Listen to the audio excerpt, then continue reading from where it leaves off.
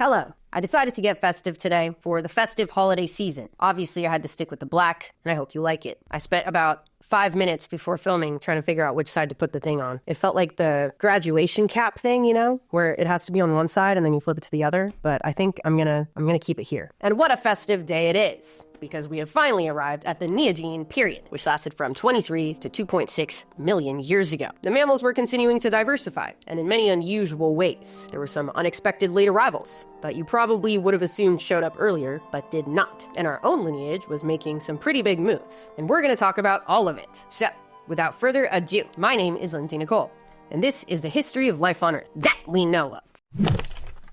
Let's get the global conditions out of the way. The word of this period is connection. For the last 2 periods, I've talked about shit spreading further and further apart from each other on a continental level. And while yes, shit was still moving around, it did so in ways that created new opportunities to spread out, explore new places, new heights, etc. For example, India had been plowing into Asia for a little bit. It kept doing that. Voila. Say hello to the Himalayan mountains. Also, generally, the period got cooler and drier over time. Generally, ice sheets got thicker.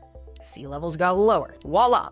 Say hello to land bridges, new continental connections. I'll tell you about some specific ones in a bit. The cooler and drier trend obviously had an impact on plants. Remember, in the last period, there were forests that stretched almost pole to pole. These started to get replaced to shit by grasslands. That is a drastic change that you will see had a drastic impact on the terrestrial inhabitants. Also, a new sheriff was in town in the oceans. Kelp. I know. Insane to think about the ocean without kelp. They had their roots in the Paleogene and really started sprouting in the Neogene. Also, I want to make a distinction here that might feel like common sense to you, but did not for me. Sometimes you just know about things passively, but can't say anything about it for certain. For example, if you were to ask me 2 weeks ago if kelp is just seaweed, I would hesitantly say, I think so. Turns out that is not true. So I'm going to tell you what I learned. Seaweed is a lot of different things. It's more of an umbrella term to describe algae in the water that you can see with your eyes. Macroscopic rather than microscopic. It also doesn't refer to a single taxonomic group, kind of in the same way that worms can mean a lot of different kinds of animals and aren't necessarily related to each other. All worms don't share the same worm common ancestor. But when you see it, you're like, yeah, that's a worm if I've ever seen one. There's something like 7 different phyla of worms. It's just an ideal body form. Seaweed is the same way. You see seaweed and you're like, yeah, that's seaweed if I ever seen it. Seaweed can be found in many different plant groups, but all seaweed doesn't share a seaweed common ancestor. I hope that makes sense. So, kelp is just a type of seaweed, a very specific group of brown algae that has since evolved to form vast kelp forests that lots of sea creatures live in. Kelp forests are sick and really started to take over in the Neogene. So, that's that. All right, now we're gonna move on to the stars of the show. The animals. We're doing the same setup as last time, going epic by epic, doing smaller units of time. And this time we have 2. The Miocene, which lasted from 23 to 5.3 million years ago, and the Pliocene, which lasted from 5.3 to 2.6 million years ago. The Miocene seems like the favorite sibling. I know. Took up many more million years than the Pliocene. I think if the Miocene and the Pliocene were sports teams, the Miocene would be known for more intense fans. I don't know sports teams well enough to know which ones have the more intense fans, but you know what the fuck I'm talking about. But I think it's more important to remember that these boundaries we set between sections of time are all made up by us to categorize things in a way that makes sense to our brains. Mass extinctions make it really easy to make boundaries, but those boundaries do not actually exist. Species and lineages continue through them with ease. Many animals from the Oligocene continued on into the Miocene with little to no changes. Might have originated in the Oligocene, but are more well known from the Miocene, just as an example. Also, they had no concept of any of these boundaries or the species that came before them millions of years before. Titanoboa had no idea it existed so soon after a mass extinction caused by an asteroid. So, just some food for thought, I guess. That was kind of a little tangent. Anyway, the only distinction between the 2 epochs that should matter to you is that the Miocene was warmer and the Pliocene was cooler, generally and relatively. So now, let's get into the Miocene. We're gonna start off in the oceans, see what the fuck is up with the fish. And just FYI, on our list today is 1 fish and a few other, technically, mega-evolved fish. Because I guess if you go back far enough, marine mammals came from fish. So they are technically fish. I talked about this with Hank on his channel recently, which has me questioning my labeling. The fact is, whales are fish. Yes, we are fish. But they're fish-shaped. A lot of things are fish-shaped. Manatees are fish-shaped. Also fish. But, depending on your perspective, this section is 1 fish and a few marine mammals, or a wide variety of very specialized fish. So, in the last episode, we talked about a variety of mammalian groups that went back to the water. Whales, obviously. The Sirenians, the extinct Desmostylians, etc. There's one group I didn't tell you about because there was too much shit going on. The seals and the sea lions, also known as the pinnipeds. I want you to guess what group they fall into, the bigger groups that we've been talking about. The ungulates? Good guess, but no. Wouldn't be surprising considering how many ungulates went back to the water. I'll give you a hint. Seals and sea lions have a very cute nickname, and also, sea lions have it in their name. Water dogs, sea lions. Yes, these are carnivorans. Actual water dogs. On the dog side of the split. They are caniforms. I'm sure you can see the resemblance. The pinnipeds also include walruses, by the way, and all the other seals. Their fossil record goes back about 30 million years. But by the time the Miocene came around, they were in full swing. And I have one particular species to introduce you to, Pontolis, a massive walrus, even bigger than walruses today. More like the size of an elephant seal. Do you know how fucking big elephant seals are, dude? I feel like they deserve their own video. Nobody talks about them. Nobody talks about how big they are. Have you heard about Neil the seal? Come on, Neil, leave the girls alone. Neil, leave them alone. Yeah. I could do a whole video on Neil the seal. He's not even full grown, and he's that big. And Pontolis got to about the same size as adult Neil the seal. Rather than the classic walrus tusks, Pontolis had 4 big fangs for canines. So, just another heinous marine predator to add to the list for the Miocene. Because yes, like I've teased before, this is also the time of the Megalodon, the most definitely extinct shark that holds the title of the largest predatory fish to ever exist, that we know of. And the strongest bite force of any animal ever in the history of time that we know of. 40,000 pounds per square inch. That shit would fucking vaporize your bones, dude. They were highly active predators with an appetite like nobody's business, and inhabited shallow coastal waters all around the world. They got to somewhere between 30 to 65 feet long, and are most definitely extinct, like I said in the Junkspiracies video, and hopefully convinced you of, if that was needed. The thought of them perusing the ocean is a heinous one, just like the thought of people having access to your data online, or having your own restrictions on how you can peruse the internet yourself. Which is why I am stoked to tell you about today's sponsor, Surfshark, another massive predator that, instead of a shark, is a VPN, an app and browser extension that lets you virtually migrate across oceans with just a single click. Like the jaws of Megalodon, Surfshark will vaporize the blocks on apps and websites you might not have access to in your region, and remove any malware that might get in the way of your migration. Like, you know the movie, The Meg? The least of our worries when it comes to the Megalodon conspiracy. It might be a lovely movie for you to watch at home with your loved ones. It's only available on Netflix in, you guessed it, Australia, the most maniacal country on the planet. With Surfshark, you can hop onto Netflix, switch your location to Australia, and watch the lovely science fiction action film. On top of that, Surfshark encrypts your data, so no one will be able to see what you're doing, as if you are a shark moving through the deep, open ocean. Like the Megalodon, you'll have a worldwide distribution of servers, suitable for every need you might have online. You can use this code to get 4 months free of this lovely yet powerful tool. An absolutely sick deal that you can find at the link in the description. If you're a bit hesitant about trying it, Surfshark has a 30-day money-back guarantee, so you can see what you think. Surfshark is your own set of jaws, slashing through virtual restrictions while also keeping you safe and secure. Go check it out. Now, back to the Miocene waters. The thought of them perusing the ocean is a heinous one. It's hard to imagine how anybody got anything done in the Miocene waters. But somehow, despite this, another apex predator emerged, the Livyatan whale, the only known competitor and potential predator of the Megalodon. Despite being lesser known, Livyatan inhabited the same waters at the same time as the Meg, competing for the same food sources, and likely ate each other at least a little bit. Livyatan was first discovered in Peru back in 2008. So pretty recently. Their skull alone was 10 feet long. 10 feet long, dude. That is the length of my room, of just skull only. Ugh. God, that's horrible. They're a type of sperm whale that, based on the skull, was about the same size as a modern sperm whale. There are animals on this planet whose skulls wouldn't even fit in my room.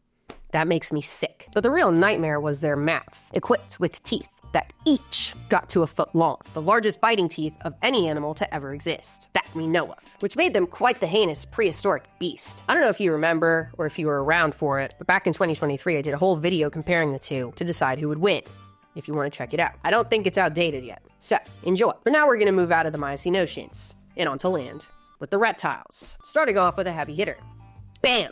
Stupendemys geographicus, a turtle the size of a car. If you were alive during the Miocene, this could have been your ride to the grocery store. About the size of a Mini Cooper and a lovely vehicle for South American wetland systems. With a shell that got to almost 10 feet long, this was the largest freshwater turtle to ever exist, that we know of. They had massive skulls, with jaws that indicate they fed on hard-shelled specimens such as mollusks, perhaps a crab on occasion. Based on the growth patterns of long-living turtles alive today, they could possibly live to over 110 years old to get to their maximum size. Very old, very wise. They were like the grandmothers of the Miocene. But their size and age didn't keep them from being on the menu, because there was also shit like this. Bam!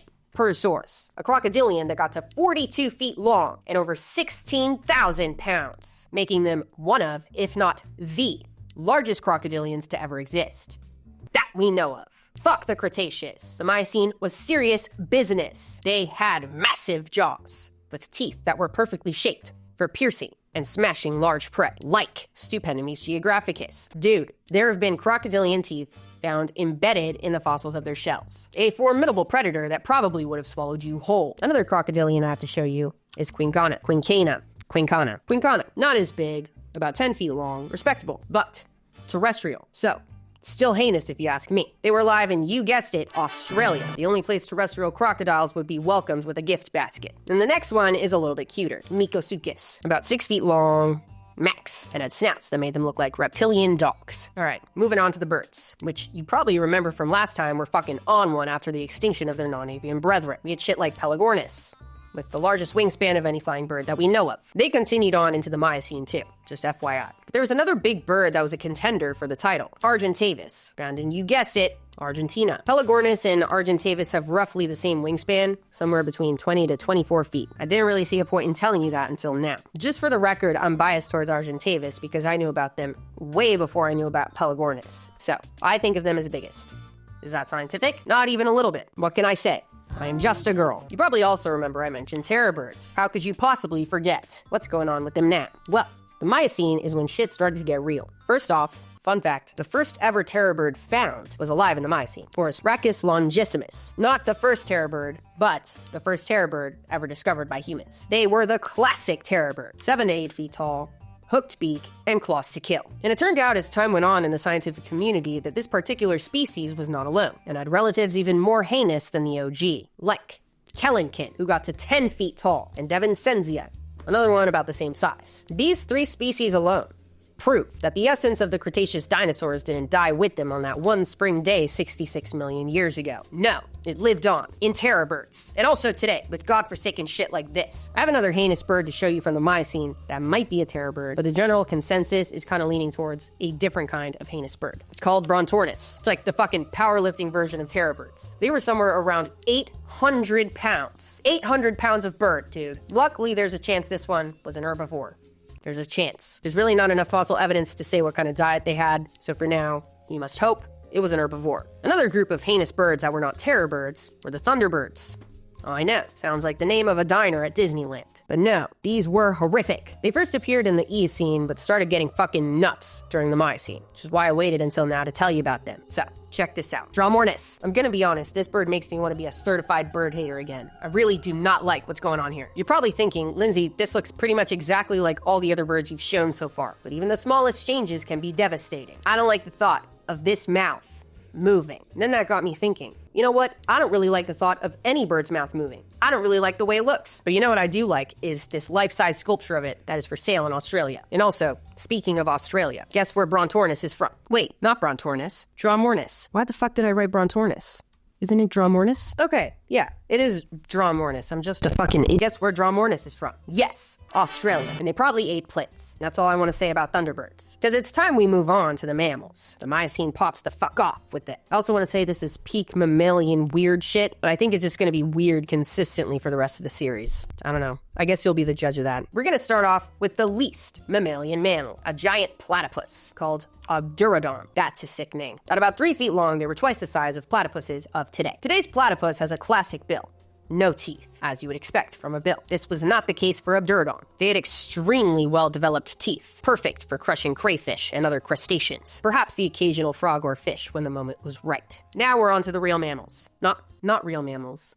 That was mean. The true mammals. I guess that's not very much better. But now we're on to the eutherians, the true mammals. One group that especially saw an explosion in the Miocene were the proboscideans, the relatives to elephants. They popped off, and I'm so excited to show you what the fuck they had going on. So first off, I want to say, it seems as though they diversified to ship because of the land bridges popping up all over the place. They were able to migrate out of Africa and expand into new lands, adapt to new environments. And second, they got bigger. This was the time of the massive elephants, and so this led to, boom, Deinotherium, an elephant relative with downward curving tusks. They were massive. The animals themselves could get to about 13 feet tall at the shoulder and up to 30,000 pounds. And the tusks were massive too, actually, like 4 feet long each. So skulls of this prehistoric crimson chin led to some really fucked up ideas of what they had going on. In the 1700s, scientists thought they were aquatic. Yeah, aquatic elephants, because the tusks seemed too heavy to possibly carry onto land. So they thought, must be in the water, using them to scrape the bottom of the sea floor or lake floor for plant material to eat. And in the 1800s, scientists only built on top of this, suggesting maybe they slammed their tusks into the bank at night,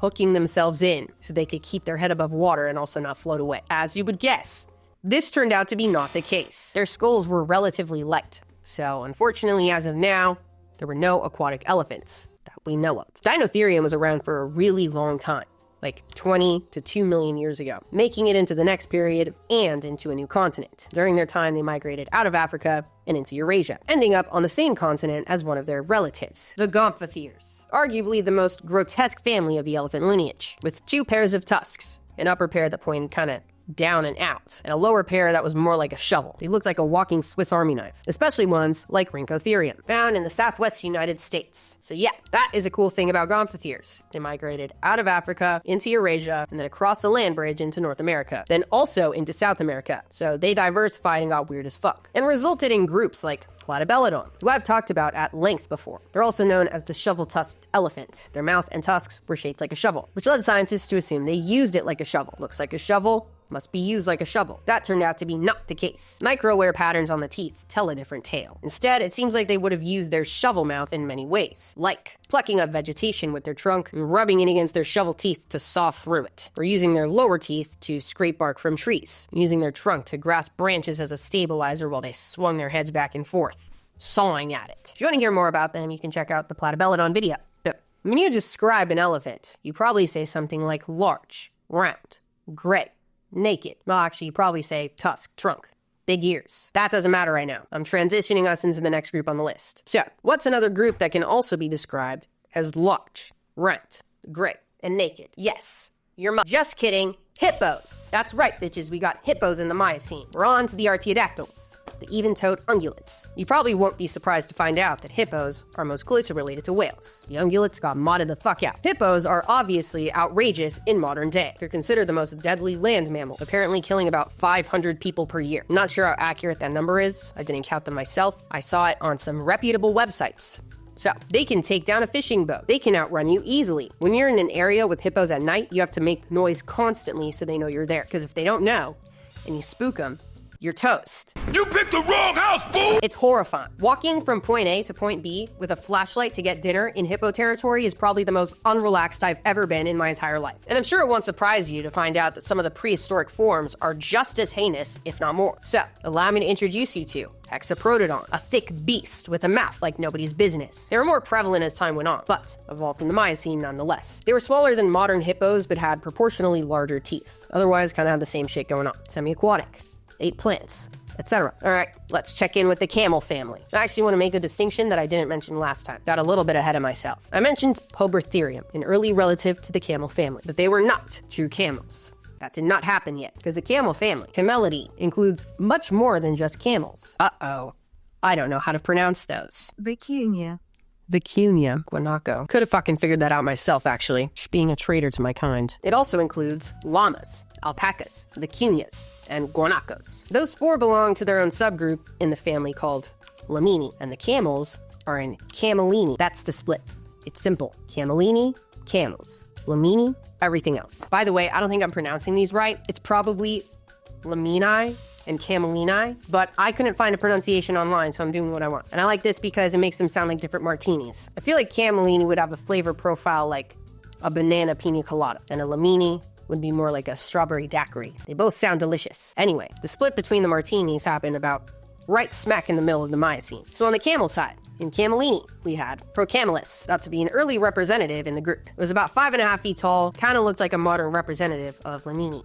But this was the early days. Shit was not established in forms yet. An early representative of Lamini, though, was Hemiocenian.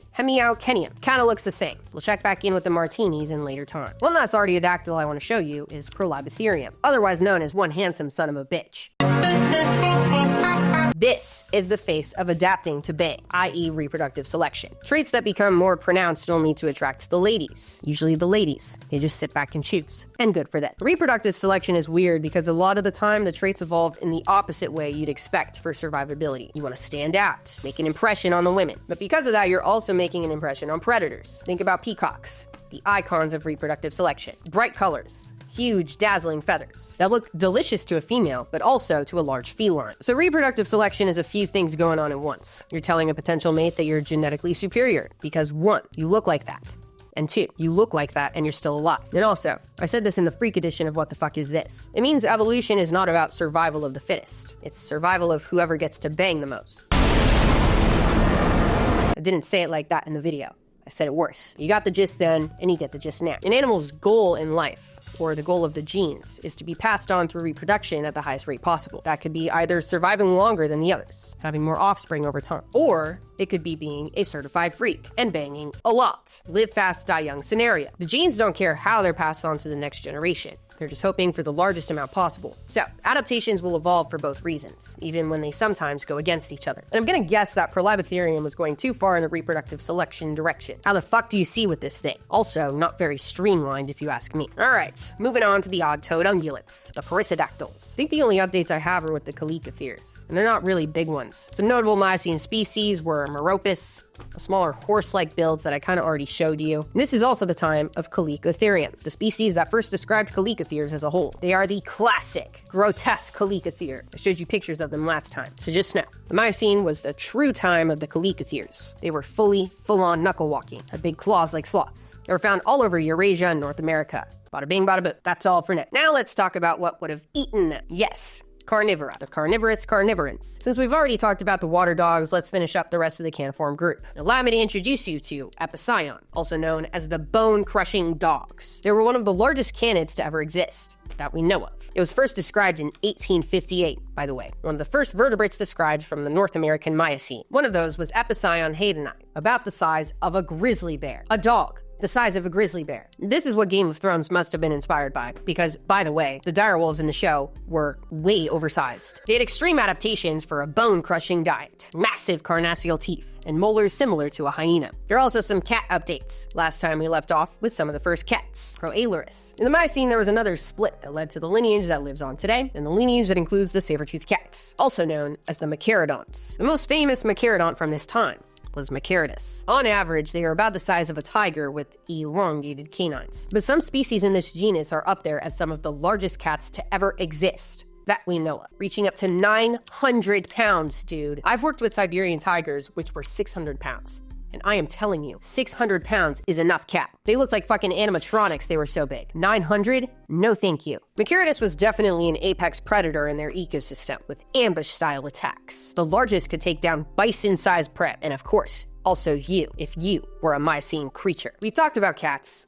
We've talked about dogs. Last time we talked about bear dogs. Well, I'm pleased to announce that now we have dog bears. The bear dogs were neither dog nor bear, but the dog bears were actually bears in the group Ursidae, the bear family, by the way. Remember, dogs and bears are both on the caniform side of the split, the dog side. So it's not surprising that there's a dog-like bear and something in between, in the deep past. Their scientific name was Hemicyon. They are found all over Eurasia and North America. They had teeth suitable for slicing flesh in their hypercarnivorous diet. They're about 5 feet long, so about the size of a modern-day puma. So definitely capable of taking you down as well. I have a little bonus section that I haven't done yet. The rodents. I don't really talk about it because rats are rats. But there's a couple in the Miocene I gotta talk about. They are absolutely grotesque. The first one, Phoberemes, a 500-pound rodent. Insane. Also, I think this is possibly my favorite reconstruction of them ever. This is the best. Here's them drinking water. 10-foot-long rats by the swamp. And the next one, Hostopho artigacea. Quite a name, and fitting for the biggest rodent to ever exist that we know of. Over 1,000 pounds of rodent dude. Too much rodent if you ask me. That's bigger than Megarodon. That's enough. While massive rodents and heinous carnivores are absolutely cool to talk about, I would argue that the most interesting aspect of the Neogene is the evolution of our own lineage. It's especially cool to talk about within the context of the rest of this period, knowing what kind of predators and prey our ancestors were dealing with. Hominin evolution and the story of our lineage is very humbling in the best way possible. Realize how small we are in the grand scheme of things, but also because it's complicated as fuck. And luckily, my friend Erica was down to untangle it for this video. You're probably familiar with her as Gutsick Gibbon, and if you're not, holy shit, you are in for a new channel to binge. She makes a ton of biology, prehistory, zoology content, and also debunks people to shit, all with a very unique perspective provided by her Master's of Research degree in primate biology, behavior, and conservation.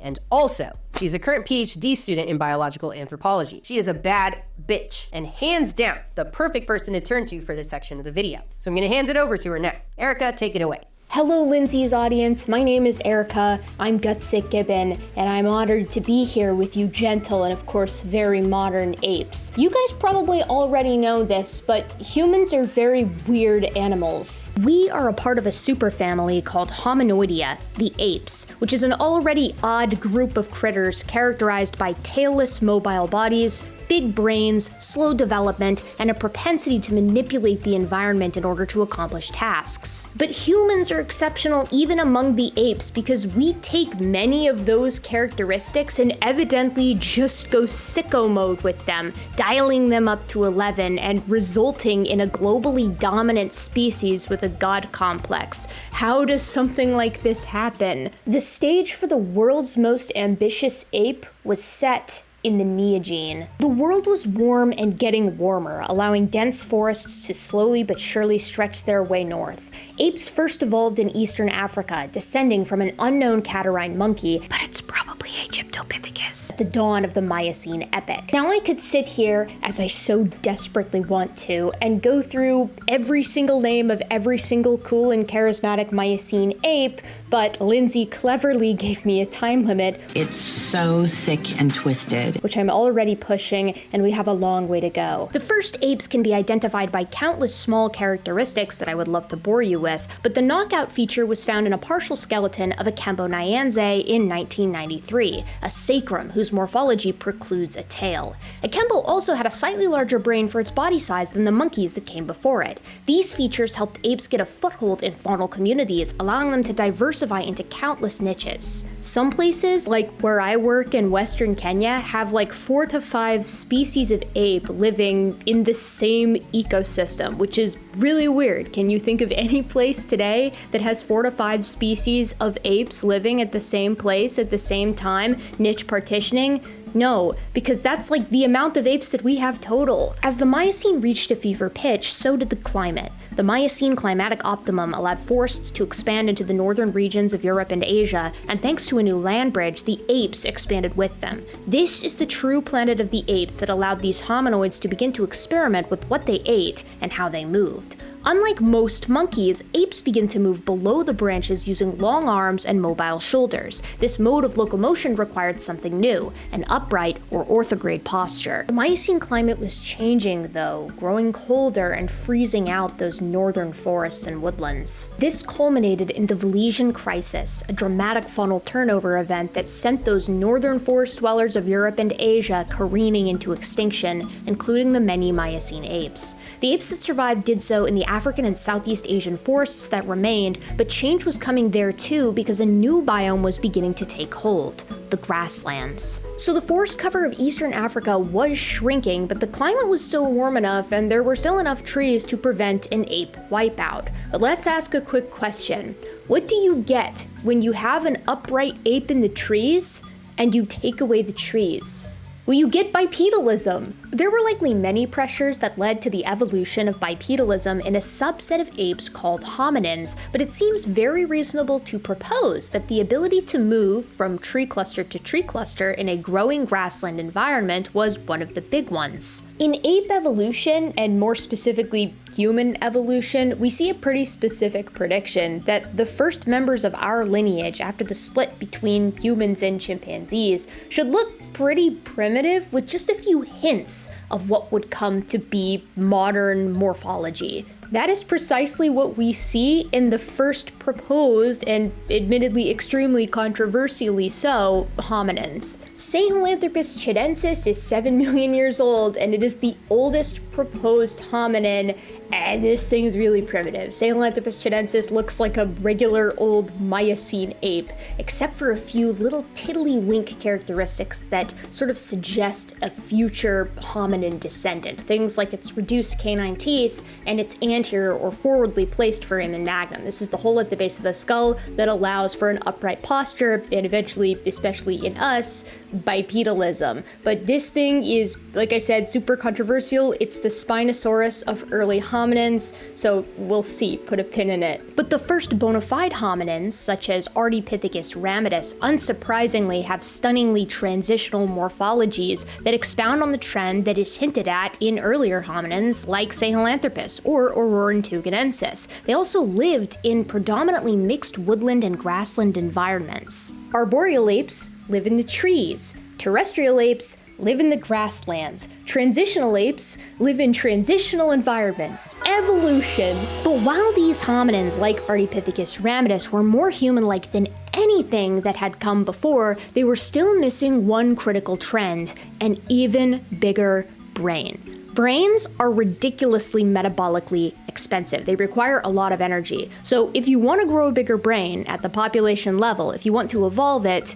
you need to broaden your dietary niche. You need to break your gray ceiling. In the Pliocene, there lived a hominin called Australopithecus. You may have heard of them. Talented, brilliant, incredible, amazing, show-stopping, spectacular, never the same, totally unique. These hominins were committed bipeds on the ground, continuing the trend of Ardipithecus before them, with brains not that much larger than a chimpanzee. Now, this may not seem like much, but it is with this meager mind that Australopithecus may have changed everything with regard to the evolution of hominins and set a course for Homo sapiens. All apes use tools, but few apes use stone tools, and fewer apes still manipulate those stone tools, altering them for a specific purpose. The oldest stone tools are known from a paleoanthropological site in Kenya called Lamekwi. The stone tools here are clearly altered, but they're primitive things,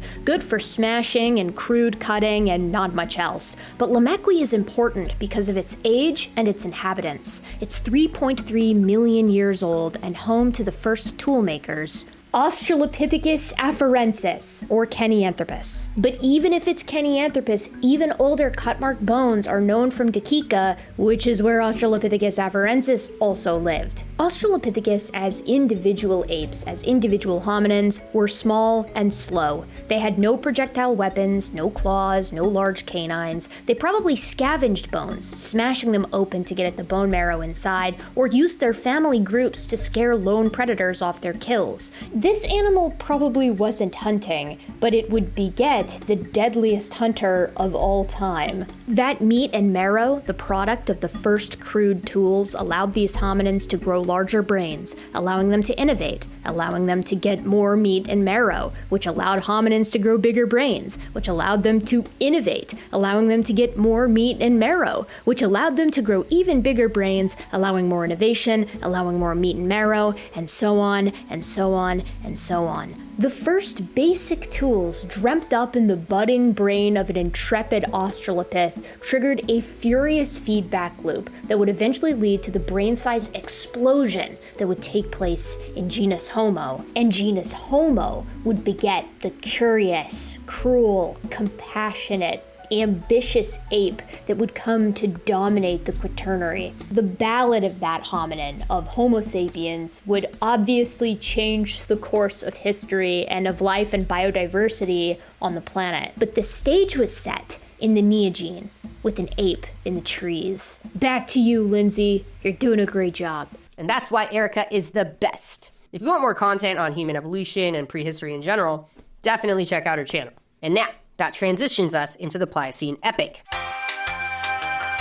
Like I said, this epoch lasted from 5.3 to 2.6 million years ago. This was all about shit going from warmer to colder. There was a little global warming spike towards the beginning of the epoch, then it started dipping again, still following the overall cooling trend, just so you know. We're gonna start off in the oceans again. First off, the Megalodon lost the throne and eventually went extinct at the end of this period. There's a few different ideas on why they went extinct. 1.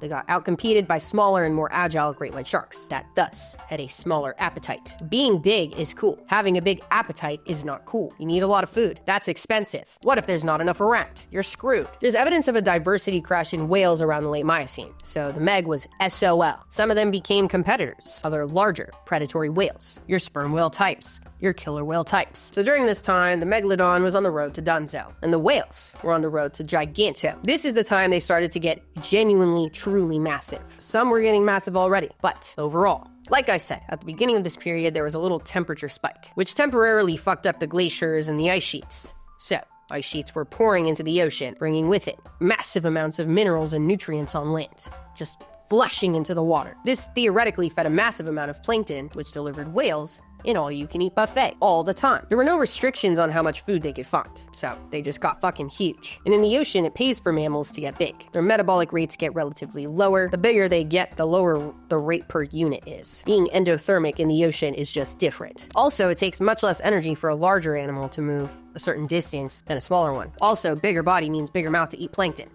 It's a win-win. The particular whale I'm going to introduce you to, though, is one that does not fall into this growth category, but I promise you will still like them very much. Odobenus sea tops. God damn! Odobenus sea tops. A 12-foot-long whale with not only tusks, but extremely asymmetrical tusks. I know. This cetacean is nuts. Both males and females had this asymmetric look. Very bohemian. Very avant-garde. But the males were much more intense about it. Their longer tusk, the right one, could get to 4.5 feet long, a third of their body length. More than that, the other one just stuck out a little bit. In the females, the right one was only a little bit larger, but larger nonetheless. The male's right tusk was very slender, probably very delicate. They likely had a similar diet to walruses, but don't get it twisted. This is not a walrus. This is a whale. Just another classic case of convergent evolution with a twist. All right. Moving on to land, where shit is really starting to pop off. I mentioned a few land bridge migrations, and they got kicked into high gear during the Pliocene. Remember, groups have been going through massive radiation since the Cretaceous mass extinction, and had done so in isolated corners all around the world. The animals on each continent had been evolving in different directions for over 60 million years, getting used to their system. They had a system in place. And now, land bridges were connecting them to each other for the very first time since then, resulting in a biotic interchange, which you can kind of think of as a wall of death. Two separate sides, and then boom, they meet, and there's chaos all over the place. Okay, not that chaotic, but, you know, a lot of species started mixing into new ecosystems, so there's new predators, new prey, new competitors. So actually, you know what? Maybe actually that chaotic. One interchange I especially want to highlight happened between North and South America, became connected by the Isthmus of Panama, and resulted in what is called the Great American Biotic Interchange. Yes. Quite a name, the Gabi. The Isthmus of Panama had been forming for about 15 million years via tectonic movements and volcanic activity. And now, finally, about 3 million years ago, it surfaced to form a land bridge that changed American ecosystems permanently. In South America, the number of land mammal families nearly doubled, going from 18 to 36. This led to a period with the richest mammalian fauna in South America ever. And it wasn't just mammals that were impacted, also reptiles, birds, etc. It was everything. Probably one of the most famous migrants from this interchange was a terror bird that made its way to what is now Florida, a fitting destination for them if you ask me. This is Titanus, one of the last and largest of the terror birds that we know of. It's worth mentioning that there's some disagreement on the actual timeline of the interchange. Some scientists argue that rather than it happening 3 million years ago, it was 6 million years ago. Some argue even earlier than that. Titanus falls into this because their fossils in Texas date to about 5 million years ago, so maybe they arrived before the interchange in a much more difficult fashion. Maybe the interchange just started earlier than we understand it right now. Who knows? Not anyone really right now, so just keep that in mind. Titanus got to about 6 feet tall and 330 pounds. With that body form, that is dense and perfectly built for power and speed, chasing down prey in the grasslands. Well, they were likely an apex predator of their ecosystems. This was the end of the line for the terror bird lineage. Their South American relatives weren't doing so hot with the new sheriffs of the north, but I'll get to that in a bit. I want to quickly introduce you to a couple reptiles before moving on to the mammalian stars of the ship. Megalochelys, a giant tortoise alive in Asia. Not much to say other than the fact that they were big, very big. I like their overall body form. I like how tall they are. Some of their shells are 5 feet long. That is sick. They're estimated to have had a lifespan somewhere between 300 to 400 years. Sick. I also have a snake to show you. The Bluff Downs giant python, the largest snake to ever exist in Australia. that we know of. It got to about 30 feet long, which is big, but I'm sure you were expecting a more heinous size for something from Australia. But nope, at least not yet. They did snake things that you'd expect. Slithered around, swallowed prey whole. That's all there is to it. Now we're moving on to the Pliocene mammals. And I want to start off with some of the largest ones on land at the time. Yes, the proboscideans. We've arrived at the time where we get to talk about how mastodons got big as fuck. I like mastodons because first off, their name is sick. Mastodon. That's badass. When you think of mastodons, your brain might immediately go to the Ice Age, Pleistocene. And that is fair, because that's when they went extinct. But obviously their lineage goes back way further than that. The common ancestor of the mastodon family was alive sometime in the late Oligocene, from the last episode. And by the time the Pliocene came around, some species were massive, like mammoth, Borsoni. They were gargantuan. They're about 13 feet tall at the shoulder and 28,000 pounds. And their tusks could get to 16 feet long, possibly the longest tusks on any animal that we know of. A beast, to say the least. It's worth mentioning that for now, their genus name Mammoth is put in quotation marks, because their fossils seem to place them in the Mastodon genus, but they're from Eurasia. The rest of the genus is from North America. As of right now, there's no evidence that mastodons had any migration between the two continents. So, more research must be done. We have also arrived at the time of the mammoths, which were not woolly yet that we know of. Some of the earliest mammoths looked like classic elephants, such as Mammothus subplanifrons, big elephant. But they had the classic spiral twisting in their tusks that we know and love about their upcoming relative, the woolly mammoth. So that's the proboscideans. Now we're moving on to the ungulates. Starting off with the most similar to the last, the woolly rhino. Yes, a rhino with wool. This time they are in full swing in the Pliocene. The earliest representative of this group that we know of is the Tibetan woolly rhino from, you guessed it, Tibet. Their fossils were found at an altitude of almost 14,000 feet, as you would expect in Tibet. They had a massive nasal horn, possibly used to sweep away snow to expose vegetation and eat it. And it seems like a trait that would have been passed on to their descendants, that we will talk about in the next episode. But their horns weren't shit compared to the next rhino on the list, Elasmotherium, also known as the Siberian unicorn. Pretty self-explanatory. They're estimated to have had the thickest horn of any rhino to ever exist, that we know of. There's a few different hypotheses that have been passed around as to why their horn got so gargantuan. Possibly to plow through the ground to get to underground parts of plants that they might have found more delicious. Which, dude, imagine being a mole rat, going about your day, and then this thing plows through the ground and destroys everything you've ever worked for your entire life. That would suck. Those were the odd-toed ungulates. Now moving on to the even toes. First off, I've got a giant-ass fucking camel, Titanotilopus, a North American camel that got to 11 feet tall at the shoulder and weighed up to 5,500 pounds, making them one of the largest camels to ever exist, that we know of. They had big upper canines, the classic camel hump, and a relatively small brain. Next, Cyptoceras. They look like the product of an accident with another Cyptoceras. As you would probably expect, these horns are thought to be another example of reproductive selection. It seems as though only the males had them, and males used them to compete with other males for females. Also probably made for a great weapon. That shit is gnarly. They look badass. The next one is this. Guess what they're most closely related to? Take a guess. A few moments later. Yes, giraffes. This is Civatherium, an extinct giraffe relative that was alive throughout Africa and Eurasia. They were very cool looking and also very big. But, unfortunately, like many other cool looking ungulates that have existed in the prehistoric past, they have been left in the dust in terms of research. Most recent estimates suggest they got to about 4,000 pounds. But that paper also mentioned that they didn't take larger skeletal material into account. So, they probably got even heavier than that. Civatherium and their relatives were alive throughout the late Miocene to the Pleistocene. And that's all for now, because next, I have another rodent to show you. Ceratogalus, a horned rodent that definitely listens to corn. Corn rodent. Their horns are perplexing. First off, they are the smallest horned mammals to ever exist. Also, they are the only rodent ever to have horns that we know of. And they're thought to have been fossorial, i.e. lived in the ground. And that is weird, because no mammals today that are fossorial have horns. That is strange. This was a groundbreaking rat. They're most closely related to mountain beavers alive today, which also live in the ground. But it all checks out. I like this one a lot. Moving on from the rats, let's get into the cats. Starting off with, boom, Deinotherium. Yes, their name means terrible cat. Similar to Macaridus that I showed you earlier with the elongated canines, but nothing as crazy as what came later in the lineage. Their place in the cat form family tree is a bit uncertain right now. They have a very strange mix of features that could place them in the Macarodon lineage, but also possibly within Panthera, the true big cat group alive today. Possibly something closer related. For now, it's hesitantly placed within the Macarodons, so just know that's going on. Back in the 80s, some researchers argued that Deinotherium seemed to be a specialized primate killer, preferring the meat of our ancestors and baboons specifically. Remember, this was the time of expanding grasslands, so the hypothesis suggested that maybe early hominids went into caves for shelter and protection. That's where Deinotherium, Got him. Dragged him into caves. More recent isotope analysis suggests it preferred the classic antelope diet that many cats enjoy today. Maybe the occasional ape, but not the predator in the next blockbuster movie that you'd expect. All right. Next up is a Megalodon that had a very exciting update very recently. Homotherium, a scimitar-toothed cat that was found all over the northern hemisphere and existed from 4 million to about 12,000 years ago. A very successful feline-like cat. Not a feline, but closely related to the felines. They had massive, serrated canines like scimitars, robust limbs, and most recently, if you saw in the last video, a little tiny baby Homotherium cub was found preserved in ice in Russia, 3 weeks old. It is, in my opinion, the coolest discovery that was announced this year, literally just last month. It's the very first time in history that an extinct animal with no close living relatives has been able to have their actual appearance studied, rather than just a bag of bones. So, go check that out if you haven't already. Homotherium was just one of the many groups of saber-toothed cats, so let's just keep it moving along. Also, by the way,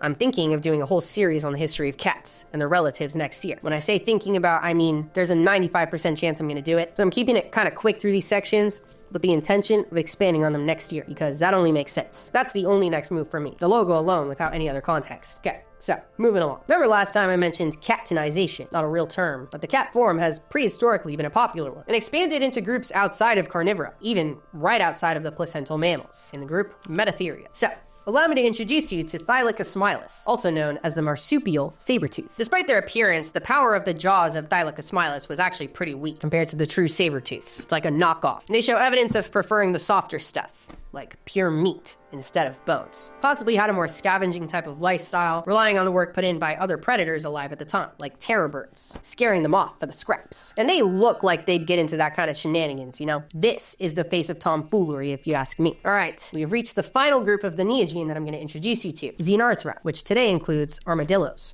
anteaters, and tree sloths. Prehistorically, also included ground sloths and the glyptodons. A very cool group. A lot of strange components, if you ask me. Every single one of them is just a character, you know? They bring a lot to the table. And I've been doing so since they first appeared early into the Paleocene, and now in the Pleistocene. They have diversified and become their own within the larger group. Let's start off with the ground sloths, Megatherium specifically. You're probably most familiar with them as the giant ground sloths from the Pleistocene. In the Pliocene, they hadn't reached their largest size yet. One of the earliest representatives of this genus was Megatherium altiplanica, i.e., mini Megatherium. Relatively small, about 3,000 pounds, which is just mere pipsqueaks compared to their litter relatives that would get to like 4 times that weight. We're gonna talk about them in the next episode, but do not fret. We are not done with the sloths. There's another group that I think you will absolutely love. Thalassocnus, the water sloths. Yes, another group that went back to the water. There's 5 species that have been described so far, and they range between 250 to 650 pounds. This paper in 2014 went through the skeletal modifications they had to adapt to a semi-aquatic or aquatic lifestyle. This included osteosclerosis and pachyostosis, i.e. the thickening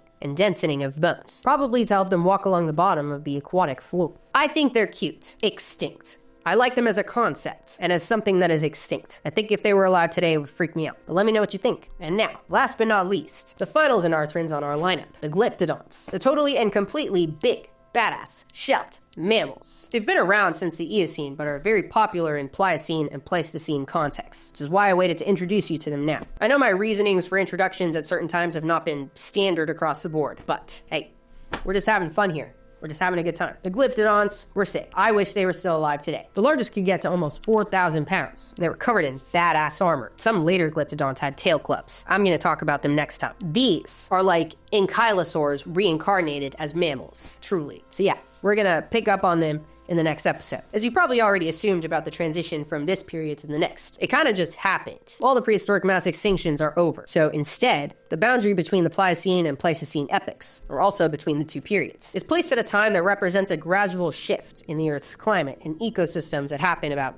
2.6 million years ago. The cooling trend continued on for a fucking long time, as we have seen. And then at the Pleistocene, the glaciations became very pronounced. And that's kind of it. The boundary is really just there to help us understand Earth's history in an organized fashion. And the exact placement of it has changed over time with the development of better dating methods, new fossil evidence, etc. For example, the boundary used to be at 1.8 million years ago. Now it's at 2.6 million years ago. Science changes, and our organization of science changes too. This particular one helps us understand how our own species evolved and in what context. So, stay tuned for that. The next video on this channel is going to be the last episode of the history of life on Earth. We're just jumping right into it. So if you liked this one, be sure to subscribe so you don't miss the next one coming out hopefully in 2 weeks, possibly 3. We're aiming for 2. We'll see. Check out my Patreon for behind-the-scenes updates and our Discord server. And happy holidays. For now, stay curious. The world has a lot for us to learn. See ya!